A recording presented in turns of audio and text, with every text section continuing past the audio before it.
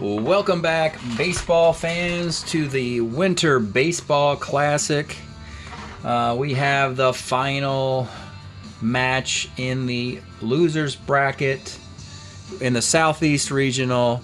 Two teams that lost in their first round.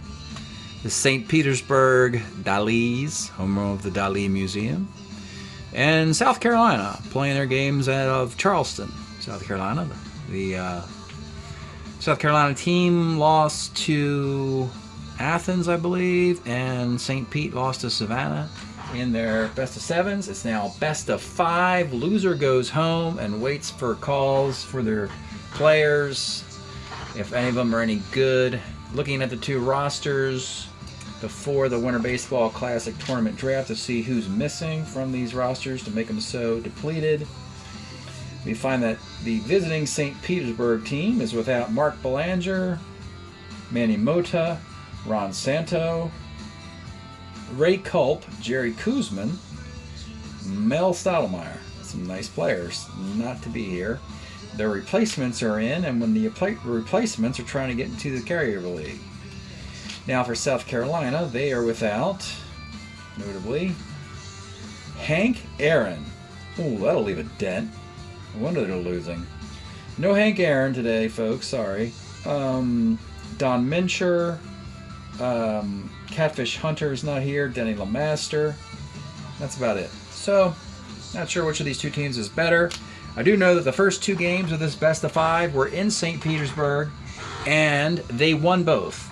So we are in a game 3 in Charleston, and game 3 pitchers for St. Pete, Gary Peters, left-hander, and for South Carolina, Gary Gentry, his 69 card. Interestingly, that's a good card because he would win a World Series game. And oddly enough, his 70 card is in the carryover league. That is something that could be changed. In other words, you can improve the card actually by going back into time from the 1970 year to the 1969 year. It doesn't matter which direction you go if you feel it's an improvement. However, it costs that team a draft pick.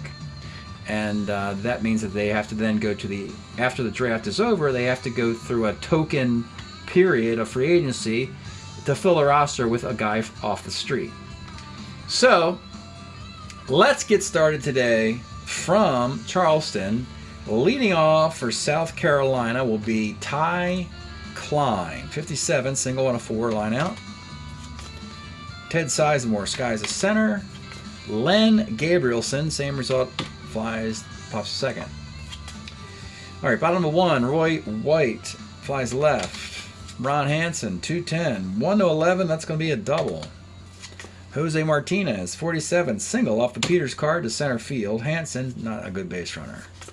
Runners are on the corners for Ollie Brown. 2-4 is a 6-4-3 double play. We go to the top of 2. Jim Hickman, 412, right. Easy Ed Herman, 66, Ks. Leo Chardonnay, 65, walks. Tommy Mcgraw, 68, a single to center with 2 outs. Cardinale, 14, 15, 16. Against a loose arm to go to third. Yeah, he'll try and go to third with 2 outs. Not a good idea, but he's doing it anyway. He does. Runners on the corners, 2 outs for Dave Watkins. 35 is a K. The moment we get a card for analysis, I'll bring it up. If it affects the game or possibly interest in the Summer League draft. If a guy I know is in the Summer League, I'm not going to look at his card if I don't have to. Philippe Alou, 1-4, short. Andy Costco, 49, left. Greg Nettles, 47, single, off the pitcher's card. Rudolph, 32, short.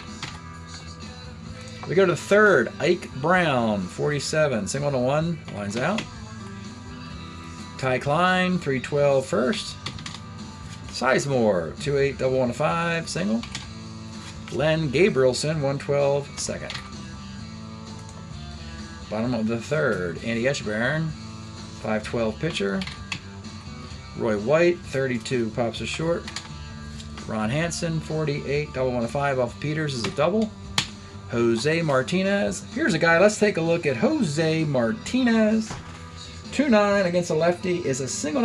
This guy is trying to get into the Summer League, and he has some versatility, can play all those infield positions we covet. As a right-handed batter, he hits lefties pretty well. All things considered, the splits 34% against lefties, so his batting average is only 268. But he hits pretty close to 290, 300 against lefties. I would say that Jose Martinez has a reasonably good shot at getting into the league because of his flexibility and his stick against lefties. So we'll see. A lot of competition, though. That was a single ... by the way, so it does score the run, and it's 1-0. Ollie Brown, 43, flies it in the left. Len Gabrielson, not very good in the left. He's a 47. That's going to be a single. Runs on the corners for Felipe Alou. 5-12 pitcher. 1-0 in the fourth. Jim Hickman, 38. Ks. Easy at Herman, 56 center. Leo Cardinale, 37 single. And with 2 outs, Tommy Mcgraw, 67 Ks. Expect Gentry to pitch well, and he is. 1-0. Costco, 63. Pitcher, E7. Peters makes the play. Greg Nettles, 2-7 is a K. Ken Rudolph, 36 is a K. We're in the fifth. 1-0. Dave Watkins Glenn, Ks. Ike Brown, 63, pitcher. Ty Klein, 68, single. And with 2 outs, Sizemore, 1-8 left. Gentry making quick work of St. Pete. Echebarren, 45, second. Roy White, 1-5. Triple 1-7, double. White is in the Summer League, so I don't need to mention it. Let's look at his card here. Runner at second for Hansen, who's also in the Summer League. Here's a single and an RBI. So it's 2-0. Jose Martinez flies to right, and with 2 outs, Ollie Brown, 46, is a single to left. 2 on, 2 outs for Felipe Alou. Ks. We expect Gary Peters to struggle, and he is. He's put 1, 2, 3, 4, 5, 6, 7, 8, 9 men on through 5 innings. And he was 10-15 with a 4.52 ERA in 69. His audition for the Summer League's not going very well, as you can imagine. We'll go to the sixth. 2-0. Gabrielson, 46 is a K. Hickman, 1-9 walk. Ed Herman, 3-11. Ed Herman pops to first. And with 2 outs, Cardinale, third. Bottom of 6 for Peters, who's a starter, 7. Costco, 1-7, pops out. Nettles, 6'10", short, X. Cardinale is good. He's a 2.23 at short. Ken Rudolph, 6'10", again, ground ball to short. So Peters is trying. He's holding it together. Only 2 runs through 6 innings. So that's a quality start for Gary Peters. So we'll watch him closely in the 7th inning. Meanwhile, Gentry is just cruising along with a 2-0 lead. And it's Tommy Mcgraw, 66 is a K. Dave Watkins, 6'10". Off of the Gentry card, Homer on 6'10", and it's 2-1. So Gentry has Homer on 10 and Homer 1-7 on 9. That's something to consider when it comes to upgrading him. But he's really good against lefties. Ike Brown, the tie run, 56, center. And with 2 outs, Ty Klein. 65 is a grounder to the second baseman. This is Jose Martinez. We talked glowingly about him earlier, but not his defense. He's a 4.23 at second base, and he makes the play. Stretch time of a well-played 2-1 game, and we are listening. Your background music today is the Windbreakers Time Machine compilation. They were around the Athens area, I believe, or someplace in the South. DB Records from 1982 to the mid to late 80s, I guess. Bobby Sutcliffe and Tim Lee. Something like that. Really good stuff. Bottom of the 7th. Peters, 2-1. We'll let him go out there. Andy Echebarren, 64, catcher's card. Ed Herman is a 49. Catching. 1 out. Roy White. 6-12. Sky's a center. And Ron Hansen, 1-7's a walk. And you gotta pitch to Jose Martinez here. We gotta see what this guy can do. So he's 2 for 3, 2 outs. Peters on the verge of breaking. Will pitch to Jose Martinez. Doesn't have power.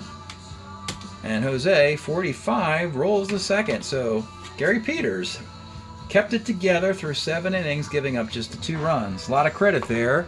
Keeping his team in the game. It's just 2-1. It's putting the onus on Gary Gentry to get this thing tied up. The bullpen's not very good. The home team has a little bit of defense to bring in to support Gentry, and that'll be in the presence of Tommy Aaron, who could play first base for Rudolph. And that's it. The outfield is already set. So 6 outs to go for Gentry. It's 2-1. They have Billy Mccool and Cecil Upshaw up if needed. Trying to win a game. South Carolina 6 outs away from doing just that. Sizemore in the 8th. The pitch, 46, is a walk. Len Gabrielson, 210, is a 1-6-3 double play. And you're wondering, who's Len Gabrielson? Well, you may never know, because if he doesn't do anything good, there's no point bringing him up. And that's not good. Your number 3 hitter is 0-4-4 with a double play. Jim Hickman, 5'11", first C. Pretty easy for Gentry thus far, 2-1. Oh, heck, let Peters go for a complete game. He'll stick around. Ollie Brown, 57's a K. Felipe Alou, 1-7's a single. Andy Costco, 4'11", flies it into deep right. This is Hickman. He's a 3E right in right field. He makes the grab. And Greg Nettles, Ks. So, they're going to put this in the hands of Gentry. A 2-1 game. Not on the verge of breaking. And St. Pete's got a pretty weak lineup. They got Ed Herman hitting 231, Cardinale hitting 280, Mcgraw hitting 258, Watkins $176, Ike Brown 229. That's why in the Winter Baseball Classic you get games like this. Ed Herman 36, single 1-9 is a base hit. Cardinale with a tie run at first. Uh-oh, got a problem here. Leo Cardinale, we'll look at his card. He's already in the Summer League with the Twins. He's good in 69 and 70. Pretty much the same kind of card. You know, he's steady defense. He'll hit you 260, 270. In this case, it's 280.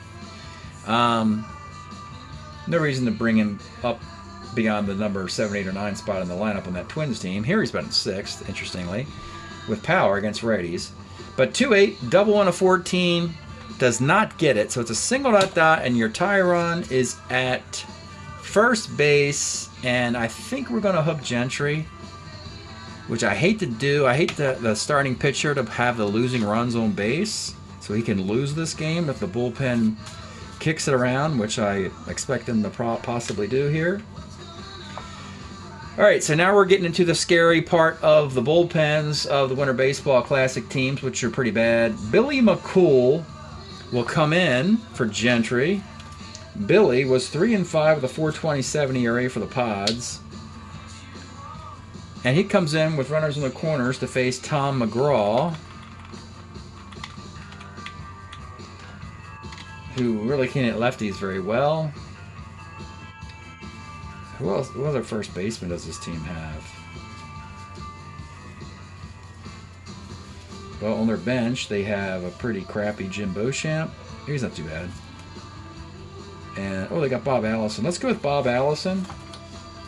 Let's take a look at him. Bob Allison, pretty much near the end of his run with the Twins. He's getting up there in age by this point.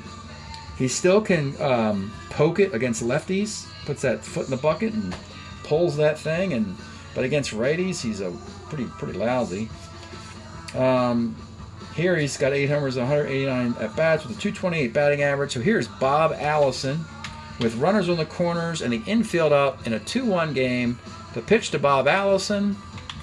1-9 is ball 4. Uh-oh. Bases loaded, nobody out. They're bringing it up for Dave Watkins. Let's take a look at Dave. This is the type of situation you would like to have him in, where a walk is an RBI. Watkins, a 176 hitter for the Phillies, can catch third in the outfield, so that's 3 levels of defense right there. And on-base homers and power, probably not good enough to get into the league, but we'll see. Stranger things have happened. Dave Watkins, the pitch with the infield up, 45, bounces it to second. Second baseman is Jose Martinez. They don't have anybody better than that either, do they? Not really. 4-23 at second base. And he'll get the force out at the plate. I play the ground ball C's to B's for the home team, not the away team. So we'll call it a force out for Watkins. So bases are still loaded for Ike Brown, who's in the Summer League. Ike Brown, 56, is a sac fly to left field. And just like that, we have a tie game, 2-2. So no decision for Gary Gentry, which is a shame. And with 2 outs, it's Ty Klein with runners at first and second. Klein does not have any hits on his card against lefties, so he'll leave. And here comes Jim Beauchamp. Right, Jim Beauchamp will come in. We'll take a look at him. Trying to get into the league with that fabulous +5 arm in left field. That's nice. Let's see, those are every day, do ya? Here's Jim Beauchamp with first and second and 2 outs off of Billy Mccool in the 9th inning. 65 is a walk. They're still loaded, or they're reloaded, I should say, with 2 outs, and it's Ted Sizemore. Have we had enough of Bill Mccool at this point? You know, it's an audition, so let's see what Bill McCool can do. He's got Ted Sizemore up with the bases loaded and 2 outs of a 2-2 game in the 9th inning. Ted Sizemore, the pitch. 3-11. Sizemore gets hit by the pitch on his own card. That's a tough break, you gotta admit that, for Billy Mccool there. So he blows the save, blows the lead in the 9th inning. That's an RBI, hit by pitch walk. This game's dissolving into mediocrity here. Let's see. That's an RBI walk for Sizemore.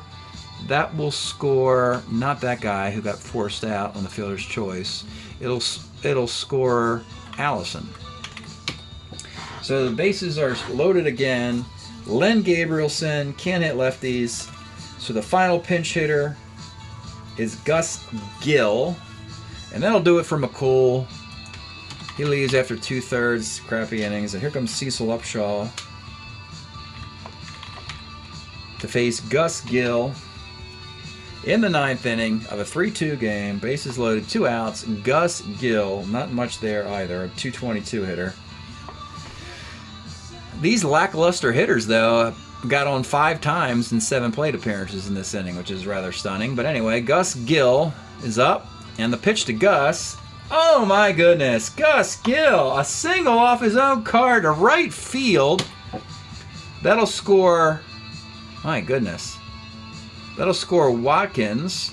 Ike, the leadoff, who batted for Ty Klein? Beauchamp is a 12 runner. The single was to right field, so it's 12, 13, 14. The right fielder's Ollie Brown. You can't run against that arm. So they'll go station to station. Wow. Break up St. Pete for the 9th inning rally here. So you got Beauchamp at third, Sizemore at second, and Gus Gill at first with 2 outs in the 9th inning still. They've sent 8 men to the plate. 3 have scored. 3 are on the bases. There are 2 outs. It's Jim Hickman here against Cecil Upshaw in a 4-2 game. The pitch to Hickman, 2-9 is a ground to the 3rd. So after all that fortune, now they got to protect the 2-run lead of the 9th. Gary Peters, see you later. You did your job. St. Pete is 3 outs away from the sweep. They'll start the 9th inning with Fred Lasher. Let's take a look at him. Oddly enough, I mean, the starting pitching was fine. It's just these bullpens are scary. Very scary places to be. Fred Lasher will come on in the 9th inning. And it'll be Tommy Aaron, Andy Etchebarren, and Roy White in the bottom of the 9th. All the defense, well, the whole bench is in there for St. Pete, so there's nobody to bring in. Tommy Aaron leads off the bottom of the ninth. 58 off Lasher is a K. Echebarren 1-5 is a hit by the pitch. The tie run is Roy White, who's got some power. 65. Oh boy. Homer 1-8, double the rest. Then we got a tie game. Yep. They'll be here forever. 4-4 in the ninth inning. Ron Hansen, 59, short. Cardinale, I think he just made an error there. Yep. That's an error for Cardinale. Brent pulling defeat out of the jaws of victory here. So we have a runner at first with one out in a 4-4 tie. Do we let Jose Martinez bat for the fourth time, this time against a righty? No, let's move it. Let's get Kevin Collins in the game, shall we? Kevin Collins will come in. Take a look at this guy. It's about looking at cards, and even if they're not nice to look at in this case. But here he is. Kevin Collins got a man at first with one out in the ninth inning. Chance to be a hero for your South Carolina team. 67, and that's your walk-off triple. That's your typical walk-off triple off a lousy relief pitcher. What a debacle. Neither team knows how to finish a game. And we are done. Well, not really. We're done game 3. I have to keep continuing this series because, yeah. We're done. 5-4, South Carolina wins. They are now down 2-1 in the series. The home team has won every game, another indication of teams that aren't very good when you can't win on the road.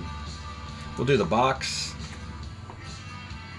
Both these teams lost 4 out of 5 in the first round, so I'm not, Mccool, Upshaw gets that win by finishing the top of the ninth inning when he got Gus Gill out. Oh, he gave up a single to Gus Gill, then he got Hickman out. Billy Mccool was pretty bad in the ninth inning. He gave up, let's see, 1, 2, he gave up 3 walks. And Gentry gave up 7 hits and 4 runs. Actually, just 2 runs. Turns out the Mccool walks were both scored. The 2 guys he walked, one was a fielder's choice. So he got a fielder's choice and a walk charged to him. 3 walks and 7 strikeouts. Fred Lasher was horrible. He comes in the bottom of the ninth, gives up 2 hits and 3 runs. 2 were earned. Walked a guy, struck out a guy. And Gary Peters gets a no decision, giving up 10 hits. And the 2 runs that were earned, walked 1, struck out 5.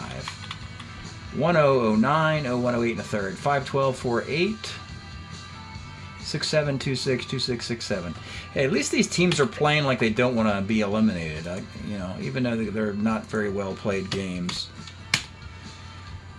So, let's see where these statistically are, these 2 teams, before their game 4. As the series continues from Charleston.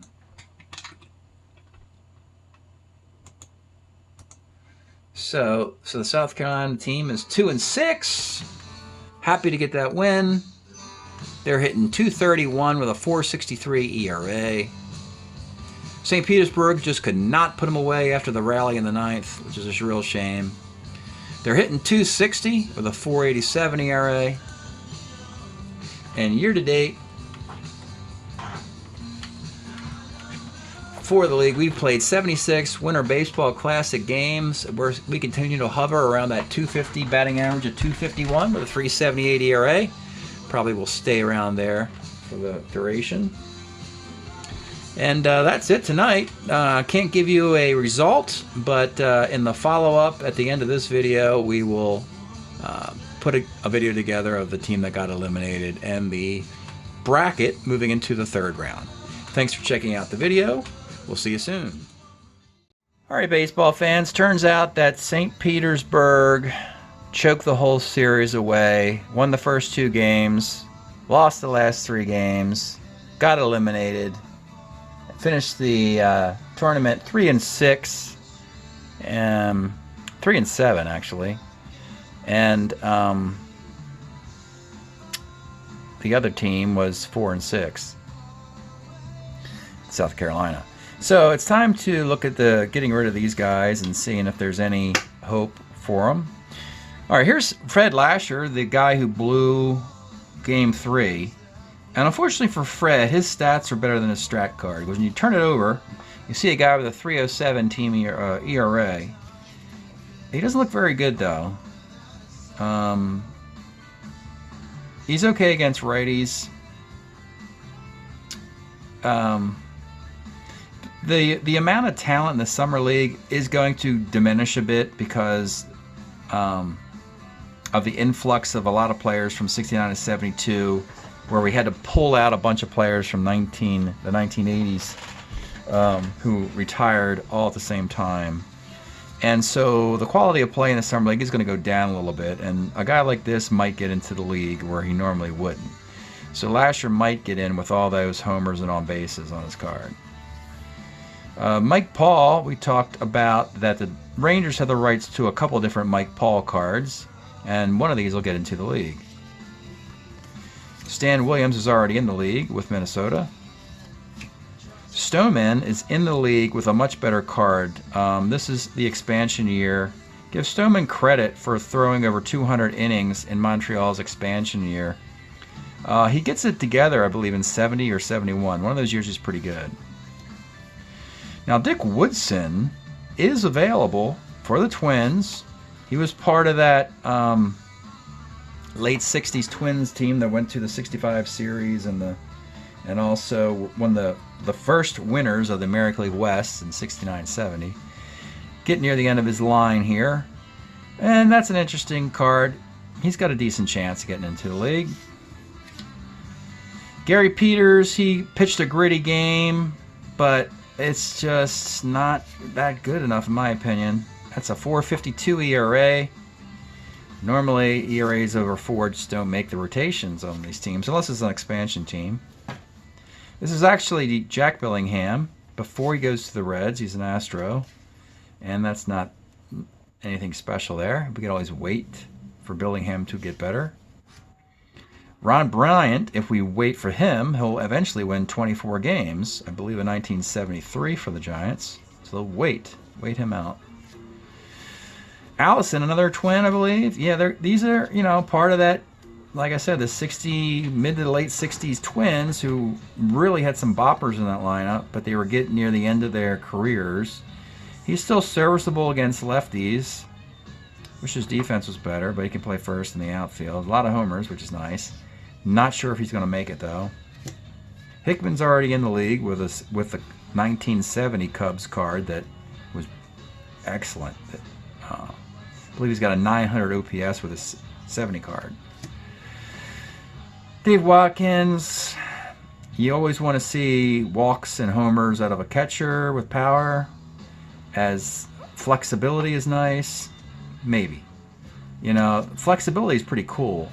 And the fact that, he can give you power, righty or lefty. Worst case scenario, you can hopefully he can draw a walk. So for a 176 card, over 148 at-bats, it's really not that awful. I mean, this 176 card might be better than some 200 cards for usefulness, which is more important. Cardinale, a 2. We mentioned that he's also a 2 in the carryover league, so no reason to improve him. Ike Brown does better in the carryover league with the Ohio team. Tom Mcgraw just really never got over the hump as far as a hitter here. He's a nice slick fielding first baseman who can give you some outfield, but the dude really never even cracked 280 with power as far as I can recall. 258 is where he tops out here, so I'm just not seeing it. Ty Klein, nice defense, not enough stick. See Tom Mcgraw, just not seeing it. Let's see what we got here. Sizemore's already in the league. Interestingly enough, this is his Rookie of the Year card in 69 with the Dodgers. The Dodgers decided they move on from him pretty quickly by 71. Sizemore and Dick Allen move from the Dodgers. Sizemore goes to the Cardinals. The Cardinals send, well, the Philly. Dick Allen goes from the Phillies to the Dodgers to the Cardinals to the White Sox, and yeah, it's pretty confusing. Jim Beauchamp against lefties, that's not bad. The 3's not bad. That +5 arm though, man, that's pretty silly.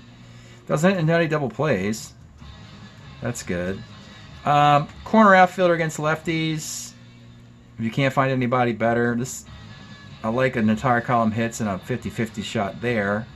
And again, he's a 3, not a 4. Automatic homer on 5. Maybe. Len Gabrielson, nothing special. Doesn't have power. He's going to miss that homer 107, I'm sure. 265 hitter, maybe? 270. I don't know. I like something more than this. No power? Yeah, I need something more than that. Ed Herman's in the league already. And our last card is Gus Gill. Can play all the infield positions. We've seen a bunch of these guys by this time. Most of these guys we've seen guys who are B stealers. We've seen guys with power. We've seen guys with some on base. We've seen guys with better splits. So I doubt Gill will replace any of those guys. He's just too common. Hit 222 for the Seattle Pilots.